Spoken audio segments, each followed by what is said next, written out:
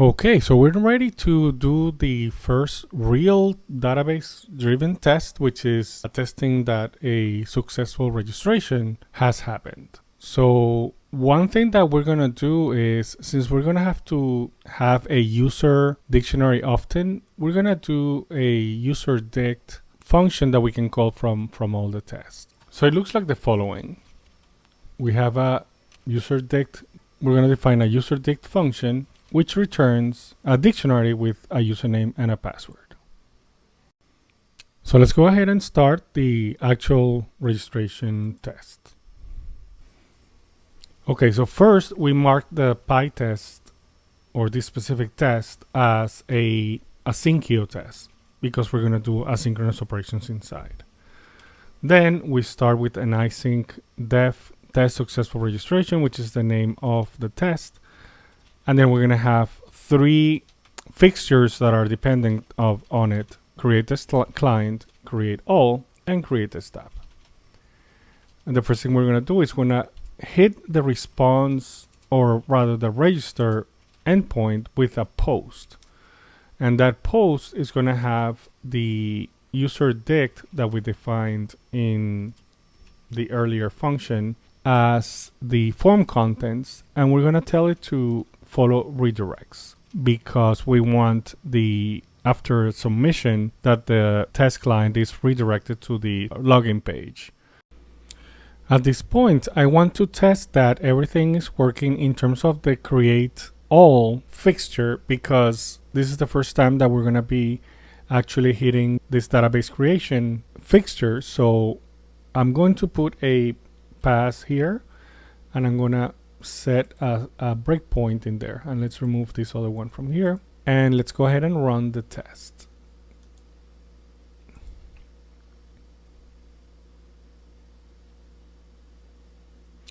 Okay, so I get an error here, and it says that there's a key error on CSRF token. Now what's going on in here is that if we go to the test views, let me stop the test for a second, you will see that if we post directly, which is what the test is doing, it is not setting the session CSRF token because it's not going from the get to the post. It's the test is posting directly on the register method or endpoint, but it's going directly to post.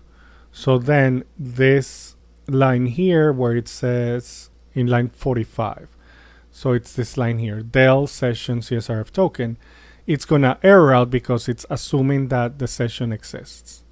So we need to change this and say if session.get CSRF token, then del session CSRF token.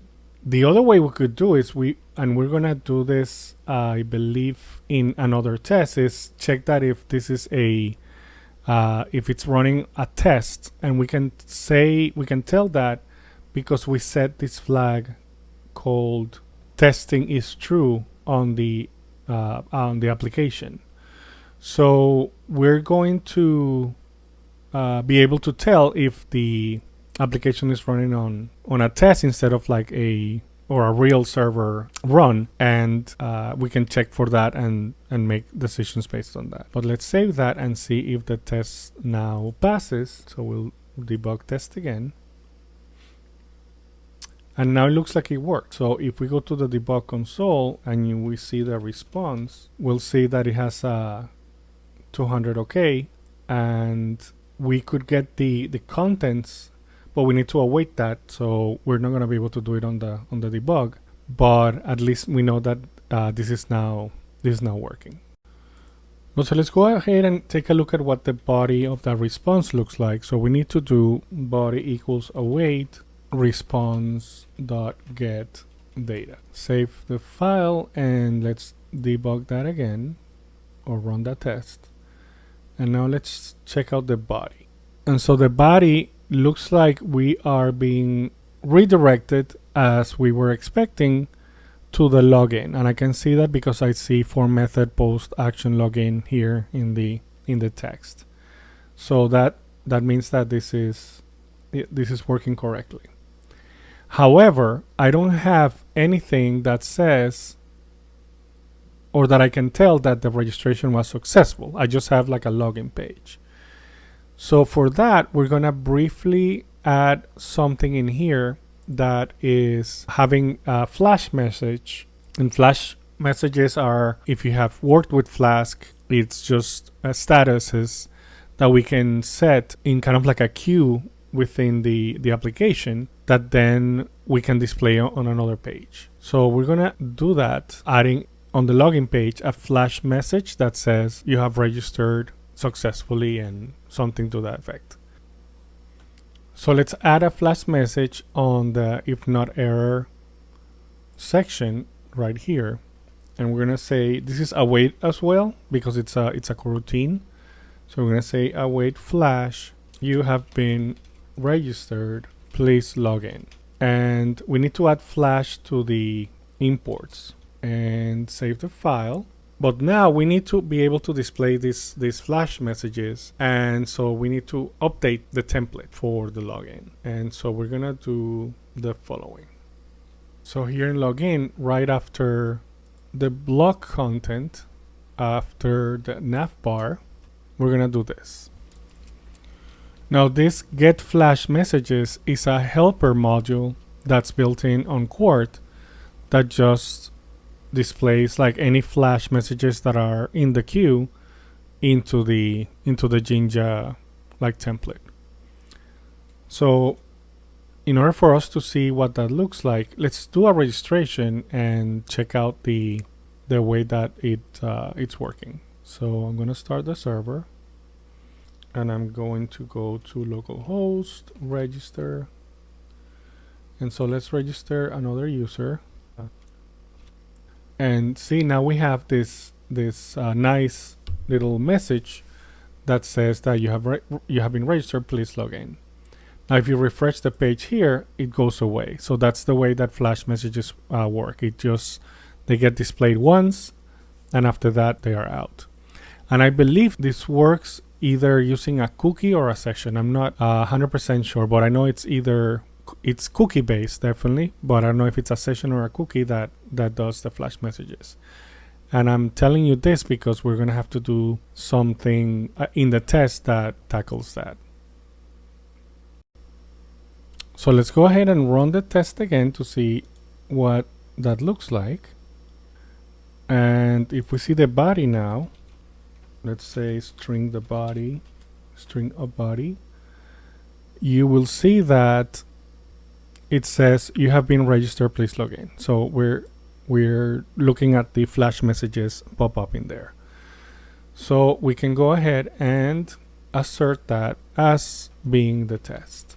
So assert you have been registered in the string of the body. And that will be our first test with registration. So let's run that test to see if that works. And the little green check mark says, yep, everything worked correctly. So we have our first test. Now what I want to do is check that the user was created in the database. So for that, we're going to create a context with the method that I'm going to show you now. Okay, so to create a context, we do the following. First, we create a sync with block, and this block just says within this indented code block, there's a context, an application context that's going to be available. And we do that because we want to actually spin up the app itself to be able to get the models in the user table SQL Alchemy model. So after that, we just fetch the current app's DBC connection. We do a query with the username, and we then await the fetch of that query. And finally, we get an assertion done with the row that we got and the value of the username, and it has to be the same as the userdict username that we have posted in the previous create test client post. So that is how we are going to check If we have anything that needs to check in the models or any part of like the application itself, we have to spin up an application context.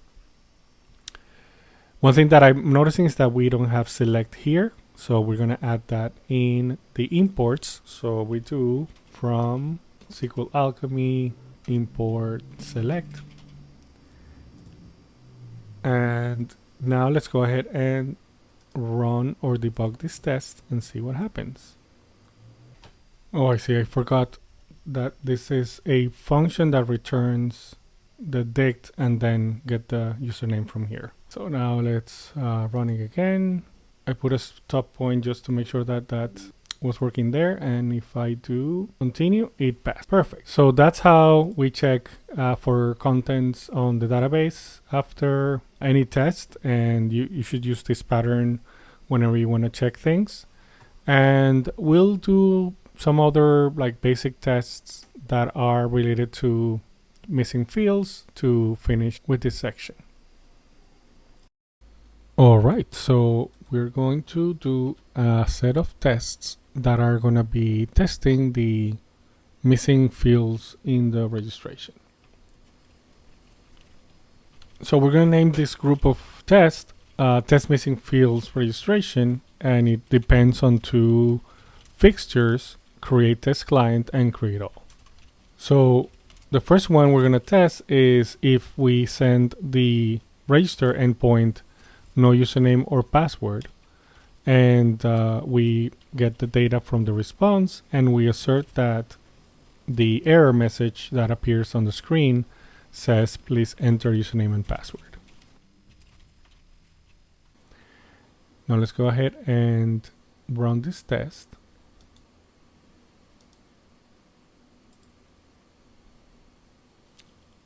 And so the test passes perfectly fine.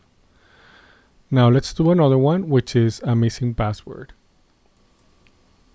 Now I'm just going to copy and paste from the previous test because it's very similar, but instead I'm going to send the username but not the password, and we still should get the same error. So if we run the test again, oh, I get an error. Okay, why is this happening? So let's check out what's going on. So I'm going to put a stop point right here and see what the body that I'm getting from the test looks like.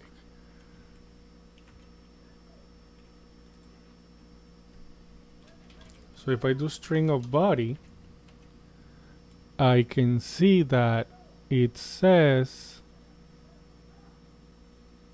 invalid post contents.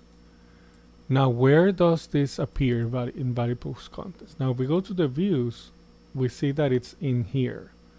So I'm guessing that the CSRF token is being set somehow, and it is being set up, and I'll explain to you where that is being set up. So if we look in this part here, it says that if there's an error, then set a session cookie, and this is being set on the previous response. So if I run through this the first time, notice that I'm not checking anything in here that this is a test, so it's setting a session cookie. So the second time around, when it tries to post to the test user and password, it is going through this error, and it does set this please enter username and password, but then it gets here and it's saying, oh, the form session token, which we're not sending, is not equal to the session get, which is being set. So it throws the invalid post contents. So there's two ways to fix this. One would be to skip this check if it's if the application is being run by a test, or skip this setting if we're running a test. Now, either one could work. I feel like we should skip setting the CSRF token in here, just because it doesn't make a lot of sense to set a session token of CSRF token if this is a test that's just going to the post. The sucky thing about that is that on a get we do set the session anyways. Like if we're somehow testing that the register page loads, so we would have to like pepper that in other places. So I think I'm leaning towards getting a check in here instead, so that even if the if the CSRF token session is being set, that this error doesn't happen if the application is being run as a test. So I'm gonna do that second option. So the way that we do that is we check the current app config and get the testing flag if it's set or not. So I'm gonna say, and if this flag is not true, that it's testing, then set the error. Otherwise, it will skip this. So let's see if that works. I'm gonna put a breakpoint here, so we can put a breakpoint on the view when we run the test to see what happens. So let's go ahead and stop on restart the test. And so we're stopping now. This is the first run, so it's doing this one in here. So if we step through this, I want to show you that well, at least we saw that it skipped there, but I want to show you where it's setting the session. So if not error, else, see, it's setting the session. So at that point, if I look at the session of CSRF token, see that it's set. So that's why we're getting that error before. So I'll just like continue, and then this is the second run now, the second test. So now it's checking if not username or not password, it sets that error, and now it's gonna check this. But since this current app configs get testing is true, it shouldn't go into the invalid post contents. So see, it skipped that. So if I continue here and continue, then the test passes. Cool. All right, so let's continue on with another test.